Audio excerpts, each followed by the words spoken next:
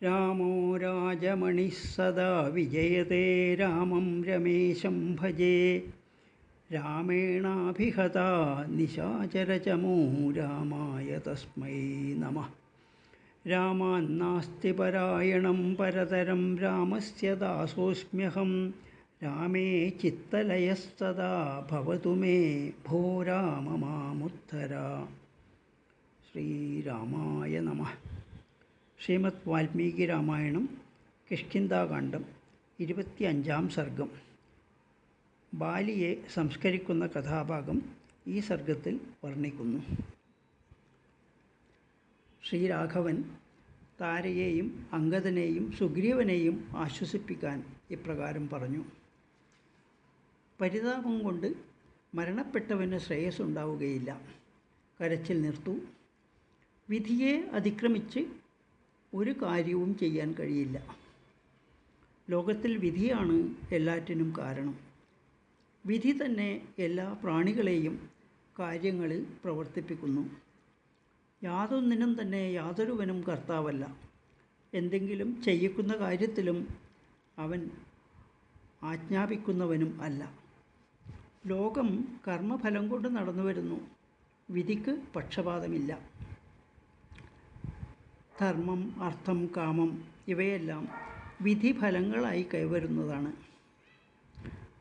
ധർമാർത്ഥ കാമബന്ധിതമായ സ്വകർമ്മങ്ങളാൽ അതിനനുസരിച്ച ഫലപ്രാപ്തിയാണ് ബാലിക്ക് ഉണ്ടായിട്ടുള്ളത്. അദ്ദേഹം സ്വർഗത്തിലെത്തിക്കഴിഞ്ഞു. സ്വധർമ്മം ശരിക്കും ആചരിച്ച ഹരീന്ദ്രൻ അത്യുന്നതവും ശാശ്വതവുമായ സ്ഥാനം കീഴടക്കിക്കഴിഞ്ഞു. ഏറ്റവും മെച്ചപ്പെട്ട ആ സ്ഥാനം ഏതൊരു ജീവിക്കും അഭികാമ്യമാണ്. അതുകൊണ്ട് ഇനി ദുഃഖിക്കരുത്, വേണ്ടത് ചെയ്യുവൻ. ലക്ഷ്മണൻ സുഗ്രീവനോട് പറഞ്ഞു, അങ്ങ് ബാലിയുടെ അപരക്രിയയ്ക്ക് വേണ്ടത് ചെയ്താലും ചന്ദനം മുതലായ ധാരാളം ഉണങ്ങിയ വിറകുകൾ തയ്യാറാക്കണം.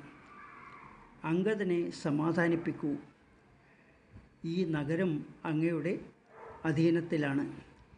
അംഗദൻ പുഷ്പങ്ങളും വസ്ത്രങ്ങളും നെയ്യും വാസനദ്രവ്യങ്ങളും കൂടാതെ വേണ്ടുന്നതെല്ലാം കൊണ്ടുവരട്ടെ.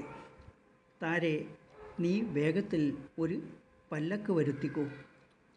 പല്ലക്കെടുക്കാൻ വാനരന്മാർ തയ്യാറായി നിൽക്കട്ടെ. താര ഗുഹയിൽ പ്രവേശിച്ചു.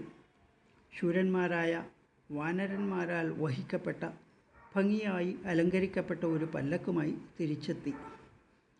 സുഗ്രീവൻ തന്നെ അംഗദനോടുകൂടി ബാലിയുടെ ശരീരം പല്ലക്കിൽ കയറ്റി. ബാലിയെ ആഭരണങ്ങൾ കൊണ്ടും മാലകൾ കൊണ്ടും വസ്ത്രങ്ങൾ കൊണ്ടും അലങ്കരിച്ചു. സുഗ്രീവൻ ആജ്ഞാപിച്ചു, ജ്യേഷ്ഠന് ഉചിതമായ വിധത്തിൽ ശേഷക്രിയ നടത്തണം. വാനരവീരന്മാർ രത്നങ്ങൾ വിതറിക്കൊണ്ട് പല്ലക്കിൻ്റെ മുമ്പിലും പിറകിലും നടക്കട്ടെ. താരയും വാനര സ്ത്രീകളും വിലാപം തുടർന്നു. മലഞ്ചെരുവിലുള്ള നദീതീരത്തിൽ ജലത്താൽ ചുറ്റപ്പെട്ട നിർമ്മലമായ സ്ഥലത്തിൽ വാനരന്മാർ ചിത കൂട്ടി. പല്ലക്കിൽ കിടക്കുന്ന സ്വനാഥൻ്റെ തലക്കരികിലിരുന്ന് ശിരസ് മടിയിൽ വെച്ച് ദീനദീനം താര വിലപിച്ചു.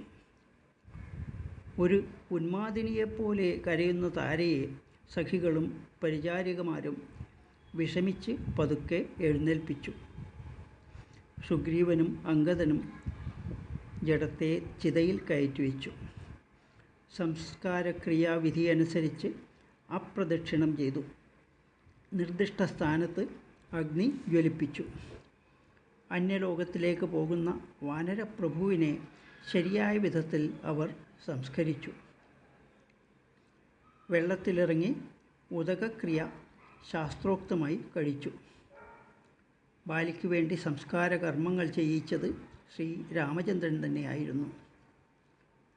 ശ്രീരാമബാണത്താൽ പ്രാണൻ പോയ ബാലിയെ ഇങ്ങനെ വിധിപ്രകാരം സംസ്കരിച്ചതിന് ശേഷം സുഗ്രീവൻ ലക്ഷ്മണകുമാരനോടൊന്നിച്ച് ശ്രീരാമൻ്റെ അടുത്തേക്ക് ചെന്നു. കിഷ്കിന്ധാകാന്ഡം 25-ാം സർഗം അവസാനിച്ചു. ജാനകീ ജീവനസ്മരണം ജയ ജയ രാമ രാമ.